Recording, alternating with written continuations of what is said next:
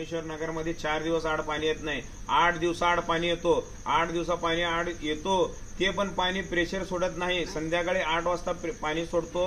पाणी सोडल्यावर आमच्या आई बहिणी त्या पाईपामध्ये मोटर लावून पाईपामध्ये पाणी घालतात। पाणी घातल्यावर ते पाणी ओढून घेतो। ओढून घेतल्यावर ना अमृत योजनेचे ड्रेनेजचे पूर्ण 0 चेंबर आहेत ना, पूर्ण पॅक झालेले आहेत। तेच गटाराचे आम्हाला ते पण पाणी येतो। पाण्याला अजिबात इथं प्रेशर नाही, काही पण नाही। दरवेळेला हेच आता तर दसरा आहे, दसराचा सणासुदीचं धुणं असतो आमच्या आई बहिणीचं। आता इथं कोणी पण एक पण चावीवाला पण केअर करत नाही, काय पण। आता आम्ही सध्याला आमच्या आई बहिणी सगळे मिळून महानगरपालिका स्टोर सिव्हिलच्या समोर रात्री 12 वाजता जाऊन तिथं भेट दिल्यावर ते मुजावर साहेब म्हटले, ते लोणे साहेब म्हटले, नाही तुम्हाला आमची पाण्याची लेवल फुल आहे, तुम्हाला पाणी काय ना। मग पाणी काय ना म्हणलं, तुम्ही येऊन चौकशी करा ना, चौकशी करा। चावी आलेला विचारा, बाबा चावी आलेला बघा। चावी आला पण एक पण फोन उचलायला तयार नाही।